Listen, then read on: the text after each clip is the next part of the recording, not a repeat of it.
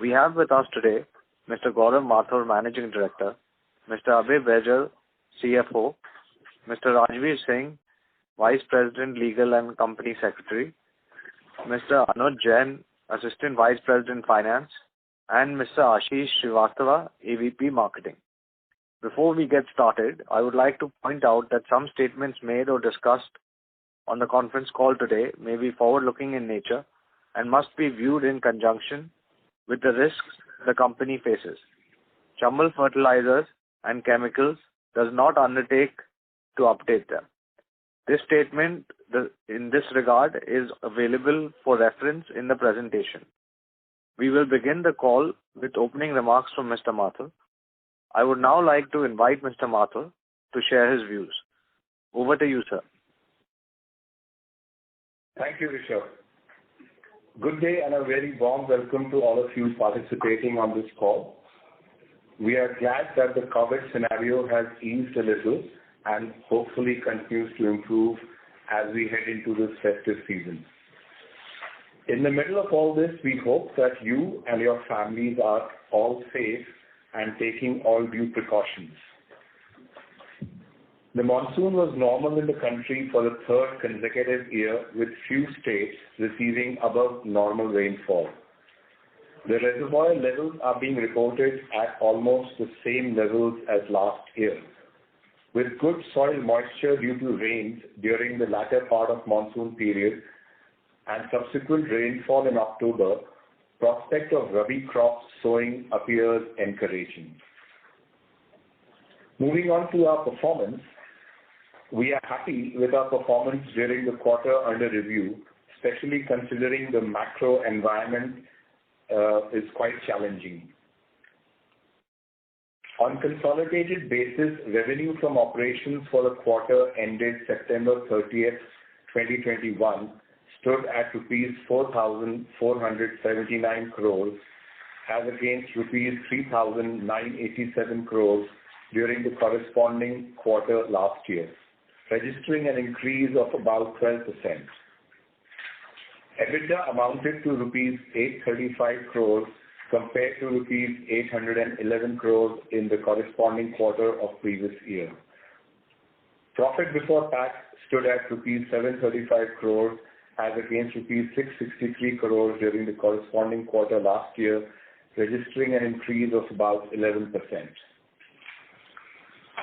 If we look at performance of 6 months ended September 30th, 2021, on a consolidated basis, revenue from operations stood at rupees 8,018 crores as against rupees 7,206 crores during the corresponding period last year, which is up by about 11%. EBITDA at rupees 1,491 crores compared to rupees 1,450 crores in the corresponding period of previous year. Profit before tax stood at rupees 1,287 crores as against rupees 1,123 crores in the corresponding period last year, which is up by about 15%. During the half year ended September 30th, the sales volume of urea, DAP and MOP were lower in comparison to the corresponding period last year. The supply constraints coupled with rapid increase in prices of P&K fertilizers have impacted the sales volumes of DAP and MOP. We were able to increase volume of P&K fertilizers, and the performance in crop protection chemicals and micronutrients was also much better in comparison to the corresponding period last year. Spiraling prices and supply constraints pose a significant challenge for the phosphatic and potassic fertilizers in the industry. The high demand of fertilizers in Latin America and North America continue to push the prices of fertilizers in the international market. Over the quarter under review, international prices of DAP, MOP and NPK fertilizers increased substantially. The restrictions on export of fertilizers from China have further impacted the supply volumes, causing continuous increases in prices of DAP and NPK fertilizers. The announcement of additional subsidy on DAP and NPK fertilizers by the Government of India have softened the impact of increase in prices of DAP and NPK fertilizers, but further increase in prices in international market is making the situation challenging once again. Considering the large size of our phosphatic business, we have developed reliable supply channels over the years, and we continuously evaluate options to secure the supplies as part of our long-term strategy. As far as growth is concerned, intense focus on crop protection chemicals and micronutrients has started yielding results, and we achieved substantial double-digit growth in our existing territory. With our geographical expansion, we expect to achieve better performance in crop protection chemicals, micronutrients, and NPK fertilizers. We are also evaluating options to monetize the excess ammonia available in our plants at Gadepan and are progressing well to narrow down the suitable options. We are likely to reach a conclusion by end of this financial year on this. Lastly, our emphasis continues to be on enhancing our presence in crop protection chemicals and micronutrients, besides expanding the contribution of non-urea fertilizers in both existing and new geographies. With that, we would be happy to now take your questions. Thank you very much. Thank you very much. Ladies and gentlemen, we will now begin the question and answer session. Anyone who wishes to ask a question may press star and 1 on their touchtone telephone. If you wish to disconnect yourself from the question queue, you may press star and 2. Participants are requested to use handsets while asking a question. Ladies and gentlemen, we will wait for a moment while the question queue assembles.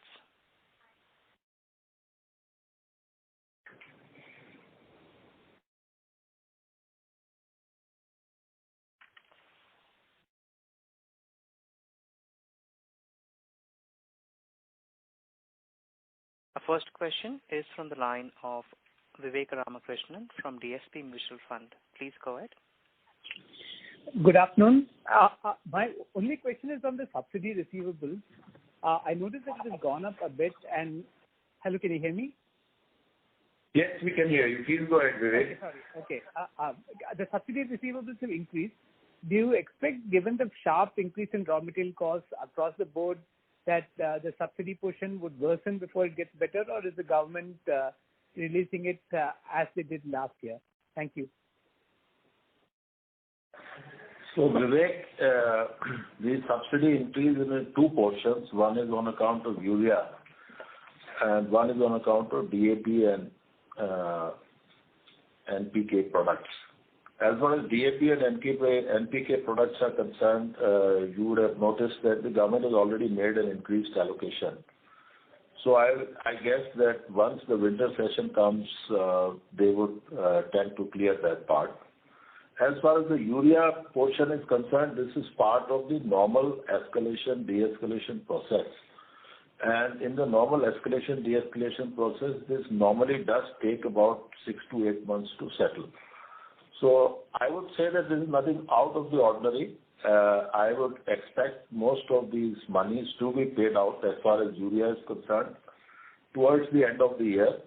As far as the NPK is concerned, we are quite hopeful that once the government makes the allocation in the budget by way of some kind of subsidiary grant, we should see some movement on this by 4th quarter.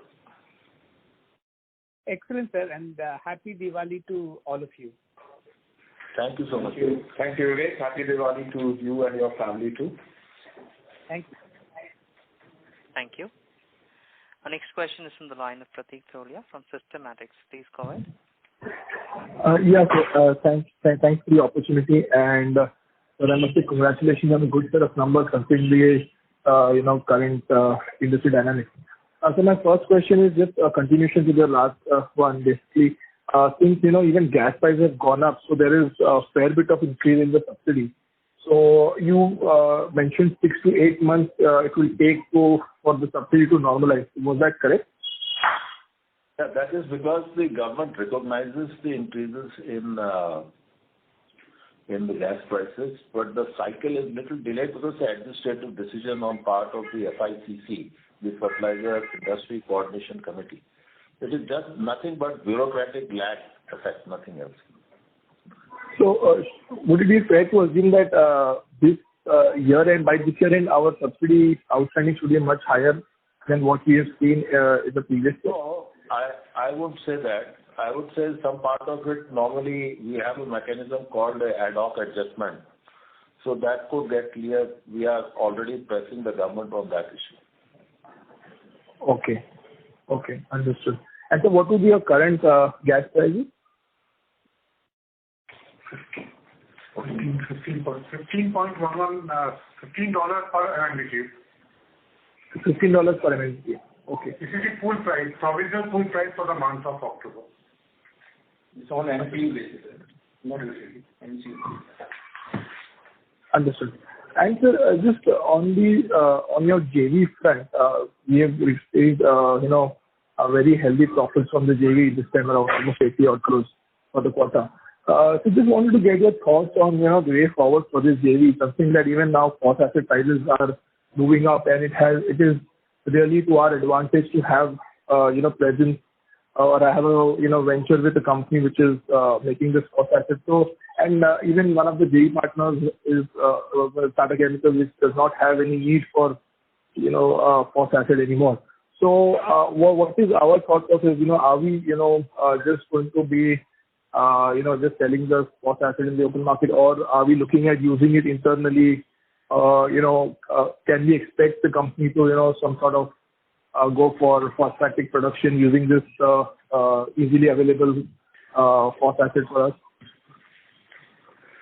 Thank you, Pradeep, for that question. So, we continue to evaluate all possible options with our JV partners.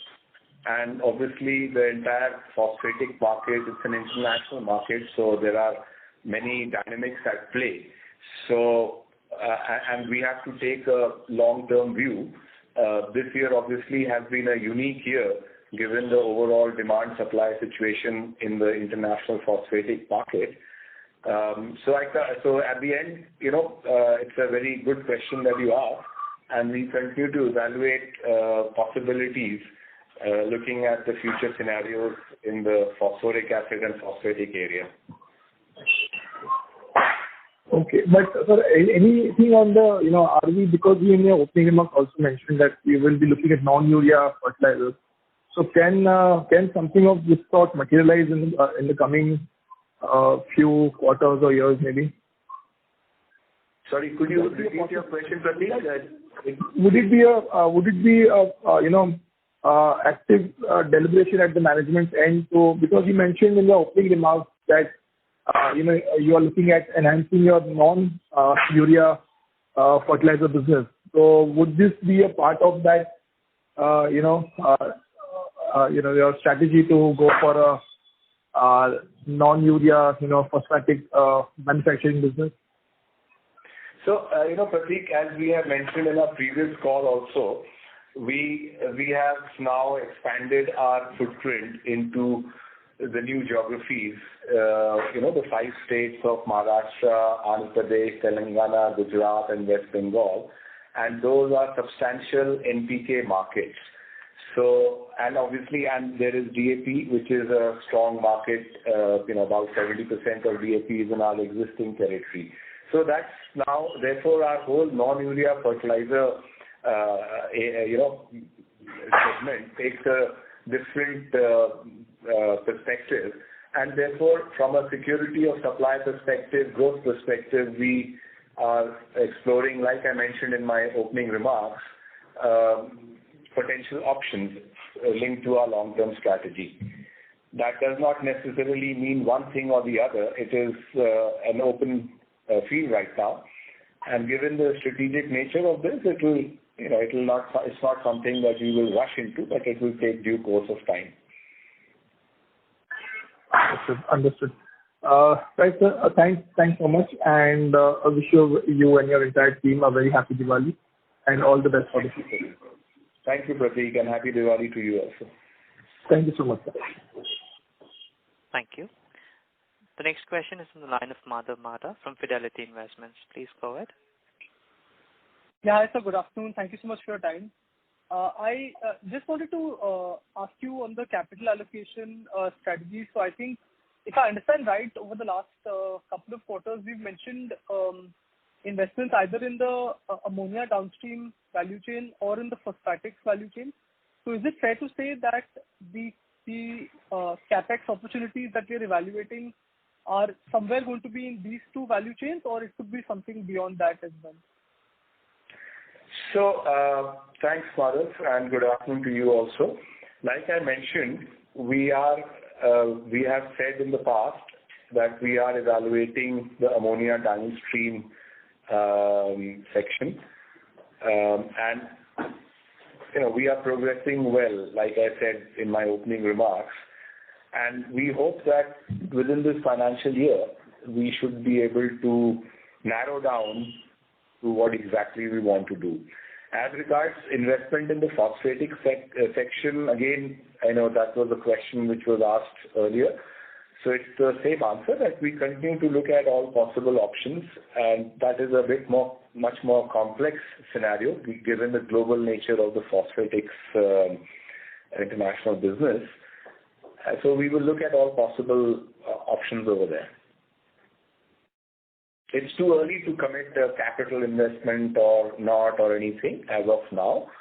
We will develop it over the next quarters. So the ammonia part of it is something which is seems to be something which is more near term, whereas the phosphatics one could take a little bit longer. Is that a fair assumption to make?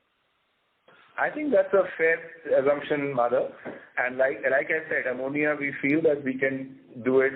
When I say do it, we can come to some conclusions by the end of this financial year in all likelihood. Okay, got it. And the second question was on basically our non-urea fertilizer business. Volumes obviously were a bit weak, and that was for the country at large. In the second half of this year, can we expect volumes to pick up, or this year itself could be a bit weak because of the supply constraints? So I think given the overall situation on non-urea fertilizers, the supply side is indeed constrained all over the world. And I think the key focus of the stakeholders in the fertilizer and agriculture industry, which is the government, the farmers, industry, is to ensure adequate quantity of fertilizer so the need of the farmer is met. Right now, clearly, given the challenges, the total volume in the country will be less compared to previous years, but as all the stakeholders are working together, including central government, state governments, industry, to ensure that the basic needs are met. But fundamentally, the volume is probably going to be less than last year for the entire industry and country as a whole. And is there any outlook on by when we expect the situation to have some resolution? Like by Kharif next year, could we have some sort of easing? Is there any outlook or view on that?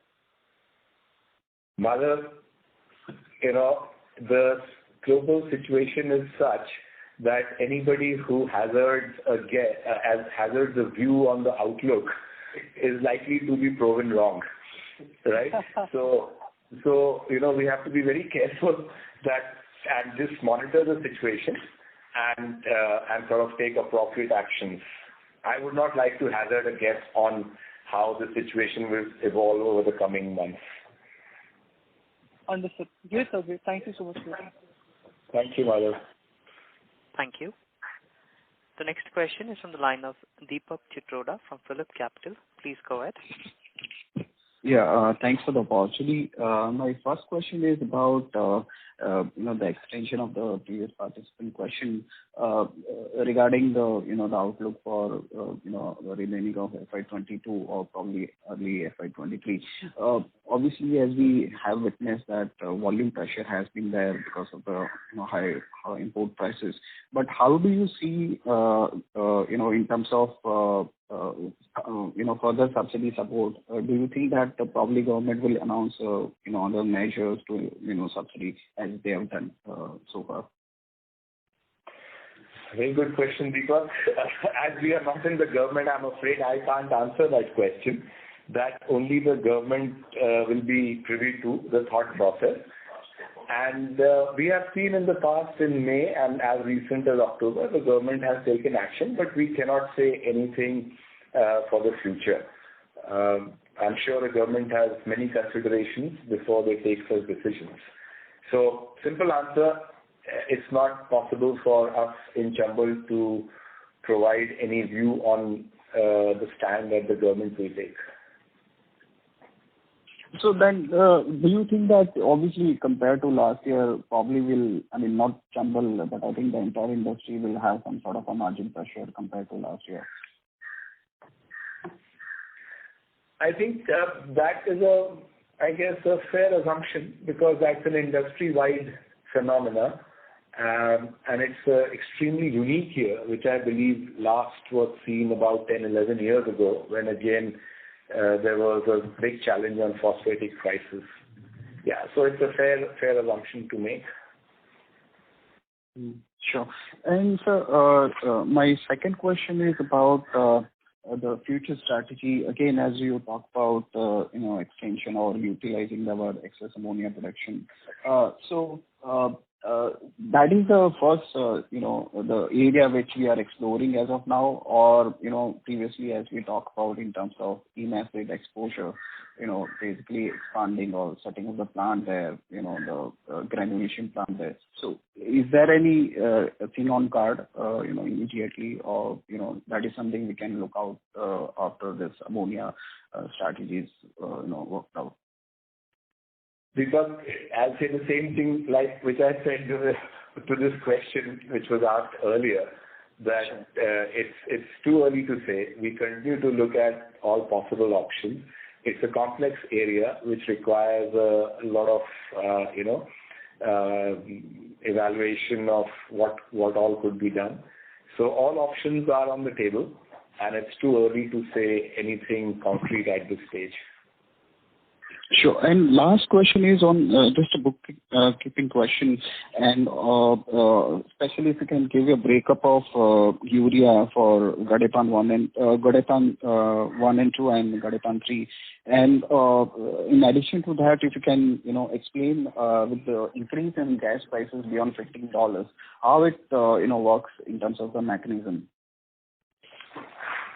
So I can just tell you, as far as Gadepan 1 and 2 are concerned, the policy states that all of it is passed through anyways. So there is a fixed contribution which is given, which is called the fixed cost in common parlance. So whatever be the price, whether it is $15 or $30, that cost of gas is recognized. You are paid your normal energy norm. So you multiply the energy norm by the gas price, multiply by the dollar to rupee and so on, and that part gets passed through. As far as the Gadepan 3 is concerned, there is a slight twist. They say that beyond $14, any possibility of a increase above the normal floor price will not be recognized. So the only issue for us is that if there were any potential gain due to the very high international import parity price which currently exists, that will not be available should the gas price go above $14. But the floor price which assures us the requisite return continues to be available. So as far as we are concerned, it is only a potential possibility which does not exist if it goes above $14, but otherwise our return calculations and everything are based on the floor price, and that is assured irrespective of the gas price which exists. That is the policy. Sure. So basically in Gadepan 1 and 2, so instantly I think the increase in gas price will definitely going to support to some extent in terms of revenue. And in G3 at least, I mean, more or less it will remain the same. I couldn't get the second part. Could you repeat? I'm saying for Gadepan 3, it is like not relevant much because anyways we are going to get a kind of a floor price where our contribution will is more or less remain the same, right? Yes, yes. Yeah. And sir, the volume number if you can share. So I will ask Anuj to answer that question. Yeah. We have sold total urea of 9.17 lakhs ton. Plant-wise, basically Gadepan 1 and 2, we have sold 5.08 lakhs, and Gadepan 3, we have sold 4.08 lakhs. Sure, sir. Thank you. Thank you very much and all the best and wish you happy Diwali to entire team. Thank you, Deepak. Thank you, Deepak. Happy Diwali to you also. Thank you.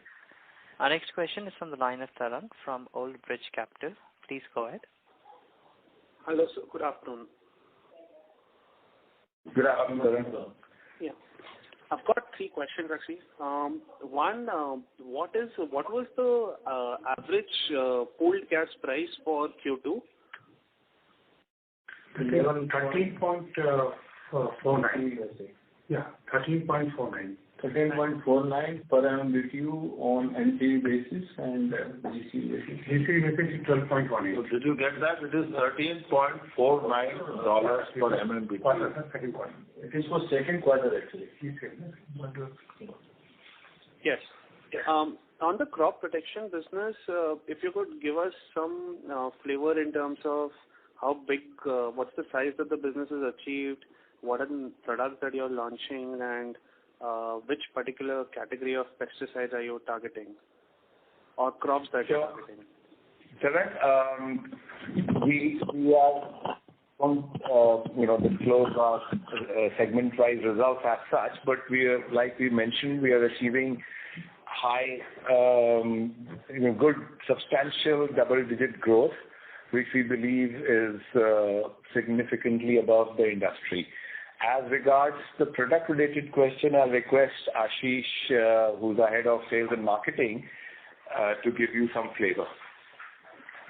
Yeah, Tarang, the product portfolio which we are adding are majorly fungicides, where we have tied up with some companies for the gaps which existed in our portfolio. Also, we are strengthening our wheat weedicide portfolio where some new molecules have recently been introduced by MNC. So that loops have been closed. So these are the two segments we are exploring at. Okay. What is the excess inventory that would be ammonia inventory at the Gadepan plant currently, and what are the avenues for possible monetization? So, Tarang, we currently sell the extra ammonia that we produce.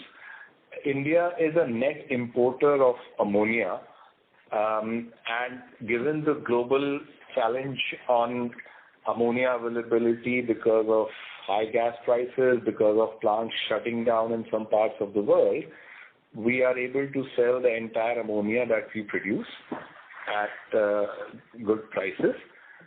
And therefore, we don't have any stock build-up as such. Whatever we produce excess, we are able to sell it. Sure. And last, if you could give us a sense on what are the utilizations that the IMACID plant is running at currently? Sorry, the which plant? IMACID plant? Yes, yes. IMACID plant is running at full capacity. Full capacity. That's right. Perfect. That's it from me. Thank you. All the best. Thank you, Tarang. Happy Diwali. Happy Diwali to you. Thank you. Our next question is from the line of Abhijit Akella from IIFL Securities. Please go ahead. Good afternoon, gentlemen. Thank you so much for taking my questions. First, just wanted to understand the drivers behind this quarter's very impressive performance on the profits, despite the fact that the phosphate business was almost about half in terms of volumes year on year.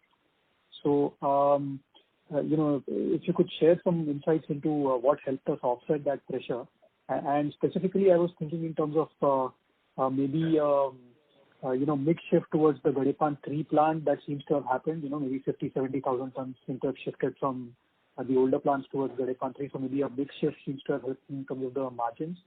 Plus maybe some of the IPP linkage for the urea given the high international prices. And also it seems like you've sold quite a lot of inventory out of, existing stocks. So maybe some benefit out of that as well. So if you could please just, clarify whether this thought process is fair and am I missing out on something else? I think you've asked an all-encompassing question, Vijay. So we're not missing out on anything. So yeah, so on urea, we've given the demand, we've sold full quantities of production. In quarter one, we also had some shutdowns, etc. So that also impacted us. Your second part was on terms of phosphatic, non-urea fertilizer.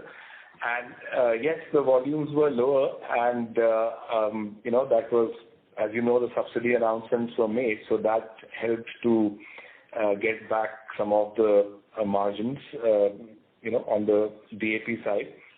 And obviously the stock averaging that happens as a consequence of that. And we've also seen some contribution, like I've mentioned, from our agrochemicals and micronutrients business.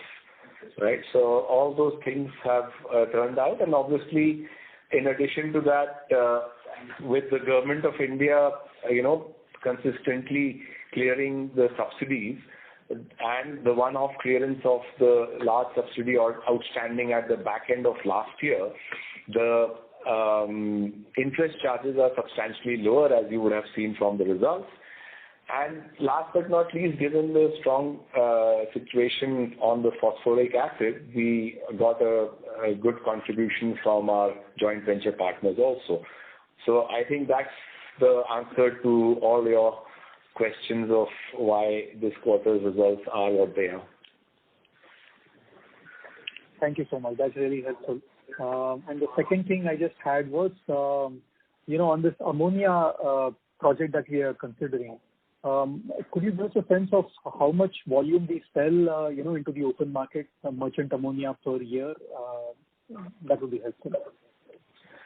See, we sell somewhere in the range of 40 to 60,000 tons per annum, right?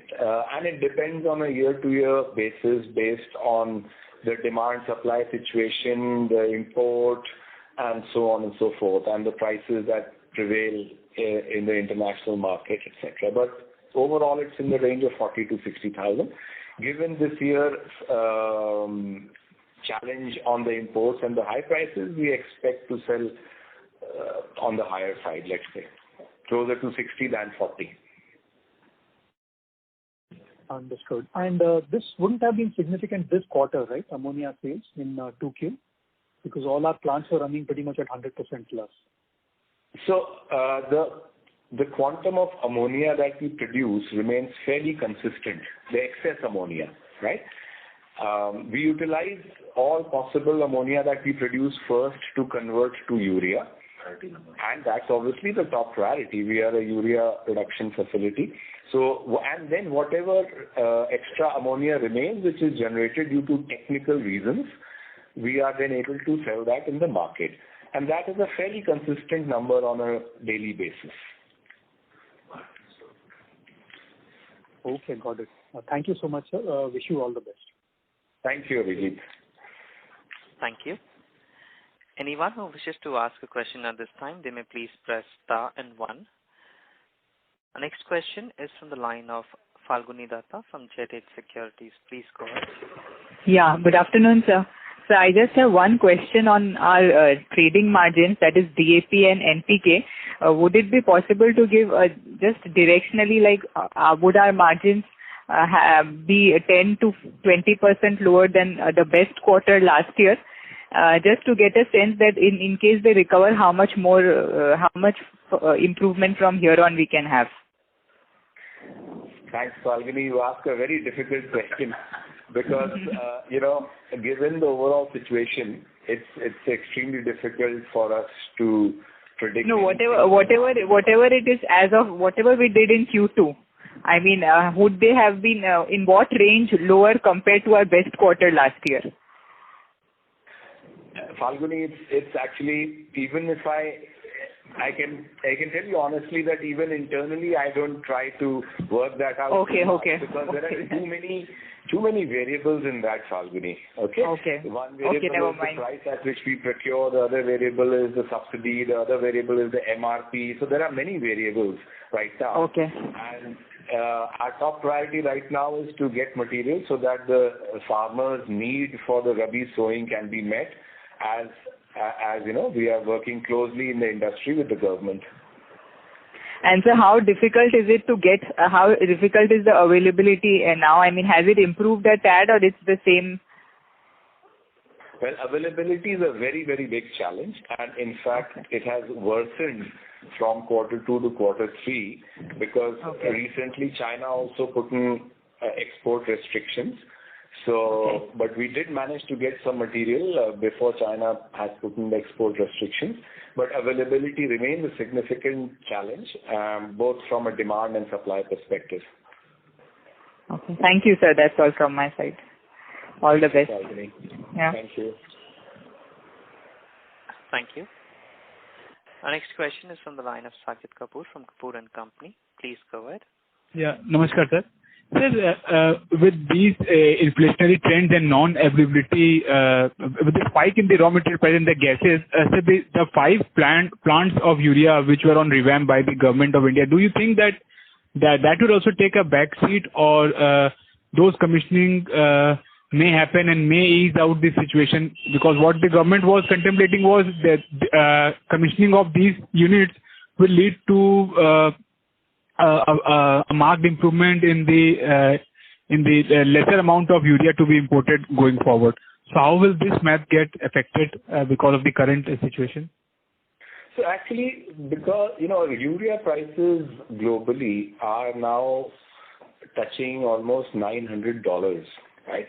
So from that perspective, the decision of the government to install more urea capacity in India is certainly even more favorable than before, right? In spite of the gas price increase, because even at this gas price, the cost of indigenously produced urea will be substantially less than imported urea.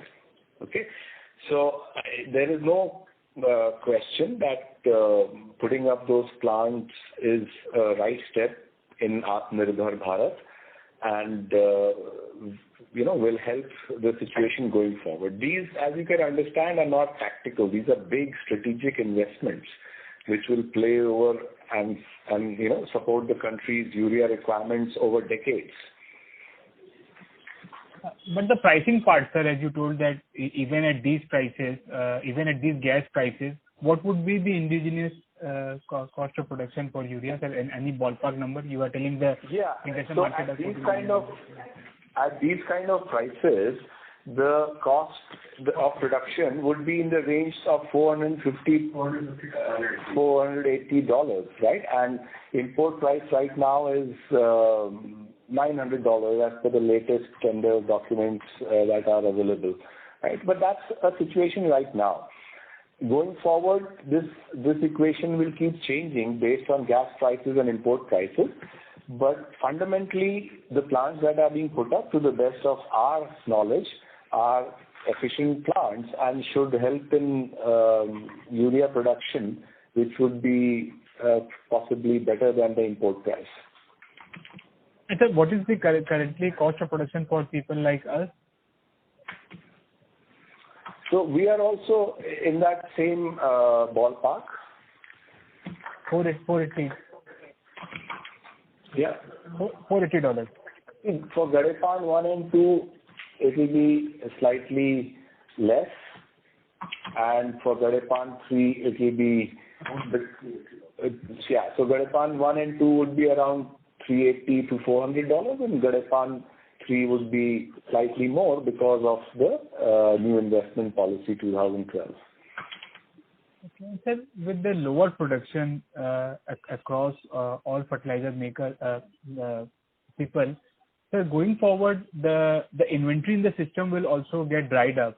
So how would be the next year looking up if if all the producers of fertilizer lower down their production because of these factors, what would happen to the availability of fertilizer going down next year because the inventory gets dried up?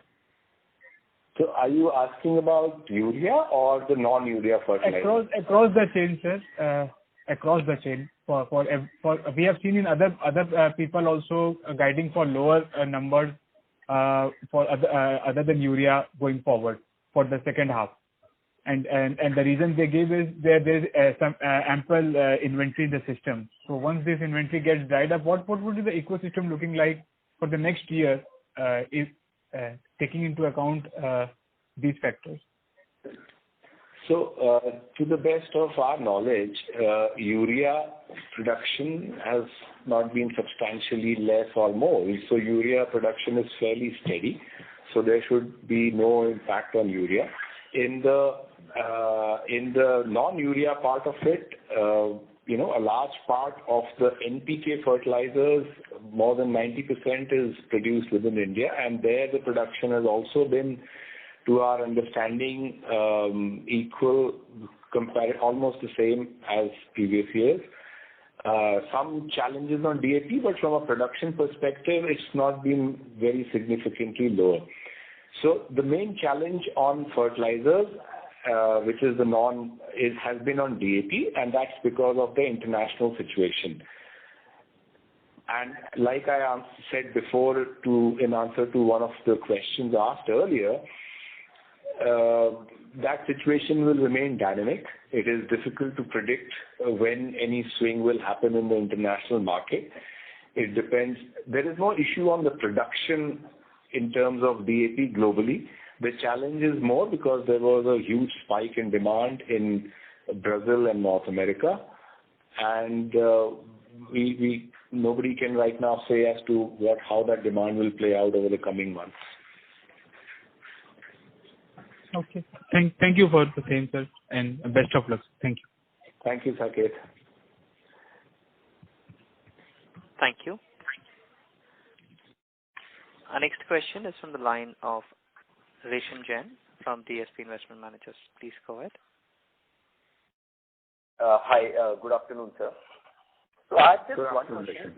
Given the kind of availability situation which we are seeing for DAP as well as for other NPKs, do you see any impact on the cropping area this year? Because I think in your opening remarks you mentioned that the Rabi season is looking quite strong. So in that context, are you seeing any impact on the cropping area because of shortages of fertilizer? I think it will be best answered by Ashish, who can give you a much better idea. Resham, let's look at Kharif first. Kharif, there was no significant reduction in the crop acreages of any crop, barring some lower acreages reported in Bajra, the palm millet because of the late rains in Rajasthan. As far as start of Rabi is concerned, mustard is already showing an upswing. The sowing is 20% higher over the corresponding period last year.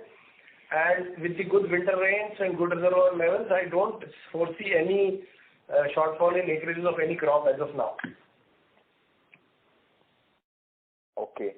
So, sir, your past data, a situation like this, let's say 10 years, 11 years back when we saw similar situation, has there been any impact on the yield or on the acreage during those periods? Any thoughts? Yeah, whenever there has been a crisis or non-availability of phosphatic fertilizers, the acreages have not gone down. Farmers have reduced lower dosages, and there was no significant changes in the yield. The significant changes in the yield comes when there is a non-usage of fertilizer over a period of time. That's what I understand. So I don't foresee any drop in yields as of now. Okay, sir. That's very, very helpful. Thank you. That was the only question. All the best. Thank you, Resham. Thank you. Our next question is a follow-up question from the line of Deepak Chitroda from Phillip Capital. Please go ahead. Thanks once again, sir. First question is about, sir, on the trading dynamics. As we have gradually trying increasing our NPK trading, compared to DAP. And of course, we are trying to expand, across India, especially in the southern part of India. So do you think that probably going forward, trading share between DAP, MOP and NPKs could be kind of a, 50-50 going forward? See, we have a very substantial DAP which has base which has been established over a long number of years, right? So, and the bulk of the DAP, approximately 70% of the DAP market is in our existing territory. As regards NPK, it is roughly the reverse. The bulk of the NPK market is in the southern and western regions, right? So I think we are definitely looking to grow in the NPK area in those new geographies. But to suggest that we would in a very short term reach a 50% ratio would probably be optimistic, given the market dynamics and what product is sold. But certainly we do want to become much more significant players in the NPK area. So do you think that SSP could be one product area, where we can explore? I think we have explored that in the past. Do you think that is more viable now? We do not believe that as Chambal Fertilizers we would venture into SSP going forward. Mm-hmm. Okay. And so, second question is about our energy consumption. Have we reduced, further energy norms or, actual energy consumption for our older plants? And what is the status for energy consumption for our new plant, especially Gadepan 3, over the past, 1.5 years or so? So let me start with Gadepan 3 first. We are able to operate the plant quite efficiently and have some energy gains over there. So that's Gadepan 3. With regard to Gadepan 1 and 2, we are again, we have energy efficiency better than the norms. So that continues. We are implementing energy improvement projects which have been sanctioned for Gadepan 1, which shall be implemented in the beginning of the next financial year. So that will happen. And as such, we do continue to continuously look at, this is part of operational excellence. The company continues to look at how we can improve the energy. So those schemes are being evaluated on an ongoing basis. Sure, sir. And lastly, if I can add more, what could be the ideal tax rate we can assume, in the second half or probably, going forward? Sorry, tax rate? Yeah. I'm not sure I understand the question. I mean, why would the tax rate change? No, I'm saying, we have seen, couple of, this deferred tax credit which has been there in the H1. So, it is fair to assume should take around, 30-32% kind of a tax paid, which we have paid in the past, 1.5 years. I'll request Abhay Baijal to answer. I think there are two parts to one is current tax, one is deferred tax. And the deferred tax calculations normally follow year-end principles where we true up plus or minus if there are any issues. It is also to some extent governed by the amount of dividend that we might get from an asset. So those are the two variables. Otherwise, the tax rate remains what it is. We are not in the revised 22% plus bracket. We continue to remain as the moment MAT paying company, minimum alternate tax. And the balance, the difference comes by way of the deferred tax. And the deferred tax calculations can shift a little bit here and there based on the yearly truing up situation. So that is what it is. As far as the tax rate is concerned, I don't see much change between now and next quarter and so. Okay. Thanks. Thank you. Thank you, sir. Thank you. Okay. Thank you, Deepak. Thank you. Ladies and gentlemen, that would be our last question for today. I now hand the conference over to the management for their closing comments. Thank you, and over to you. Thank you, Rishabh. So, thanks everyone for your questions, and we appreciate your asking them. I hope, and I would like to close by wishing you a very, very happy Diwali and festive season. Sorry. Thank you very much. Have a good day.